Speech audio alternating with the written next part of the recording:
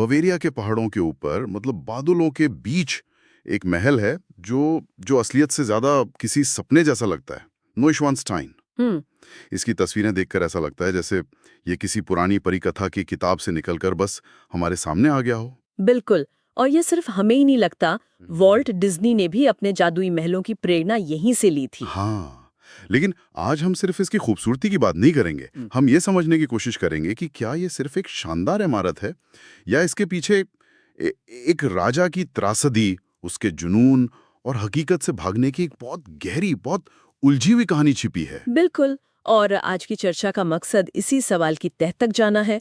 हमारे पास जो स्रोत हैं वो राजा लुडविग द्वितीय की एक बहुत ही जटिल तस्वीर पेश करते हैं। अच्छा। हाँ, एक तरफ वो एक कला प्रेमी, एक दूरदर्शी राजा थे, और दूसरी तरफ एक ऐसा इंसान जो अपनी जिम्मेदारियों से मुंह मोड़कर एक काल्पनिक दुनिया में खो गया।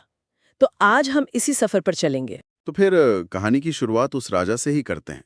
एक राजा जो इस तरह की कल्पना की दुनिया में इतना कैसे डूब गया? देखिए, कहानी शुरू होती है एक बहुत ही चमकदार तस्वीर से। हम्म। लुडविग द्वितीय जब 18 साल की उम्र में 1864 में बवेरिया की गद्दी पर बैठे तो उन्हें यूरोप के सबसे सुंदर और आकर्षक राजाओं में से एक माना जाता था। हाँ, मैंने पढ़ा है। वो बहुत लंबे थे, उनकी आंखें गहरी थीं। और उनमें एक तरह का रोमांटिक आकर्षण था। लोगों को उनसे बहुत उम्मीदें थीं।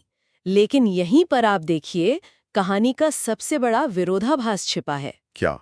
कि ये जो इतनी शानदार शुरुआत थी, वो सिर्फ 40 साल की उम्र में एक बेहद दुखद और रहस्यमयी अंत पर खत्म हो जाती है। जब उन्हें मानसिक रूप से विक्षिप्त घोषित कर दिया गया था, है ना? हाँ, और कुछ ही दिनों बाद उनकी लाश एक झील में मिलती है। ये तो बहुत बड़ा फासला है। एक उम्मीद से भरे राजकुमार से लेकर एक विक्षिप्त करार दिए गए राजा तक। तो इस बदलाव की जड़ें कहाँ थी? क्या उनके बचपन में इसके कोई संकेत थे? संकेत जरूर थे। उनका बचपन अपने पिता राजा मैक्सिमिलियन द्वितीय के होएनश्वानगाओ महल में बीता। अच्छा। और वो कोई आम शाही महल नहीं था। उसकी दीवारों पर मध्यकालीन जर्मन किंवदंतियों शूरवीरों की कहानियां। और खासतौर पे स्वॉन नाइट की पेंटिंग्स थी। बिल्कुल, हंस नाइट, लोहेनग्रीन। तो जरा सोचिए, एक बच्चा जो इन तस्वीरों के बीच बड़ा हो रहा है, उसके लिए कल्पना और इतिहास के बीच की रेखा वो बहुत धुंधली हो जाती उन है। कहानियों में जीने लगा था। हाँ। और फिर जैसा कि स्रोत बताते हैं, 16 साल की उम्र में उनकी जिंदगी में रिचर्ड वागनर का संगीत आया। हाँ, और वो एक तूफान की तरह आया।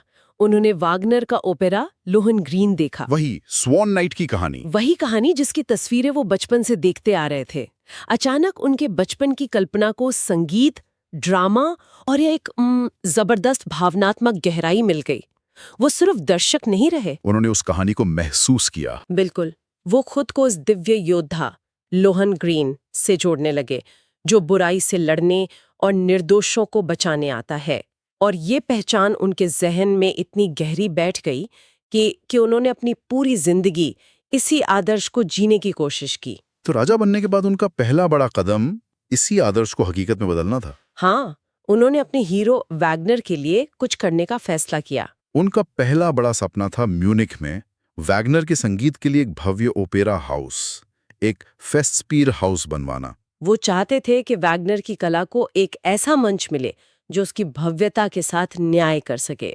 लेकिन यहीं पर उनके सपनों की दुनिया और बवेरिया की राजनीतिक हकीकत के बीच पहली बड़ी टक्कर हुई। और ये टक्कर वो हार गए। सरकार और दरबारियों को ये प्रोजेक्ट क्यों मंजूर नहीं था? क्या ये सिर्फ पैसों की बर्बादी का मामला था? पैसा एक बड़ा कारण तो था, लेकिन बात उससे भी गहरी थी। दरबारियों और मंत्रियों को लगता था कि वागनर, जो उस समय एक विवादास्पद व्यक्ति थे, वो इस युवा और अनुभवहीन राजा का फायदा उठा रहे हैं। उस दौर के राजनीतिक कार्टून्स में तो वागनर को एक विशालकाय शख्स दिखाया जाता था, जिसकी गोद में राजा लुडविग एक कठपुतली की तरह बैठे हैं। तो जब सरकार ने इस प्रोजेक्ट के खिलाफ वोट किया तो ये लुडविग के लिए सिर्फ एक राजनीतिक हार नहीं थी। नहीं, बिल्कुल नहीं। ये गहरा व्यक्तिगत अपमान था। उन्हें लगा कि उनकी कलात्मक दृष्टि को नौकरशाहों ने कुचल दिया है। और शायद यहीं से असली दुनिया और उनकी बनाई दुनिया के बीच की खाई और गहरी हो गई। बिल्कुल सही पकड़ा आपने। इस नाकामी के बाद उन्होंने सार्वजनिक निर्माण से लगभग मुंह ही मोड़ लिया। उन्होंने तय किया कि वो अपनी दुनिया बनाएंगे। हाँ, एक ऐसी दुनिया जहां किसी मंत्री, किसी दरबारी या किसी संसद का कोई नियंत्रण न हो। उन्होंने वागनर को एक चिट्ठी में लिखा था कि वो पुराने जर्मन शूरवीरों की शैली में एक महल बनाएंगे। हाँ, जो उस दिव्य मित्र के लिए एक योग्य मंदिर होगा। नॉइश्वानस्टाइन का जन्म इसी टूटे हुए सपने की राख से हुआ था।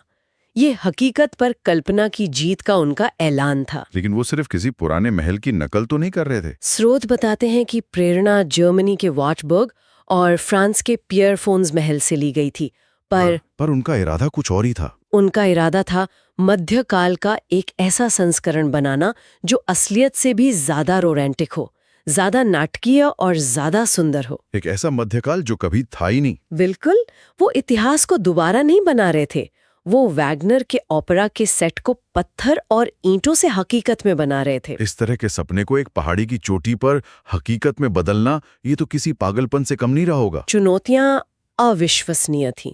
जरा सोचिए, महल की नींव रखने के लिए पहाड़ी की चोटी से लगभग 26 फीट चट्टान को डायनामाइट से उड़ाना पड़ा। बाप रे। सैकड़ों मजदूरों के लिए एक नया रास्ता बनाना पड़ा।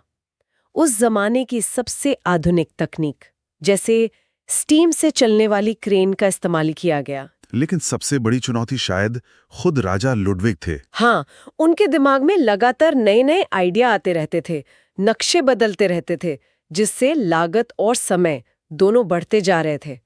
दबाव इतना ज्यादा था कि एक कंस्ट्रक्शन मैनेजर ने तो कथित तौर पर आत्महत्या ही कर ली थी। ये तो कमाल है। लेकिन महल की तकनीक के बारे में स्रोतों में जो बात मुझे सबसे दिलचस्प लगी वो ये है कि इसका बाहरी रूप और अंदरूनी तकनीक दो अलग-अलग सदियों की कहानी कहते हैं। ये इस महल का सबसे आकर्षक विरोधाभास है। बाहर से ये 13वीं सदी का एक शूरवीर का महल लगता है, लेकिन अंदर से ये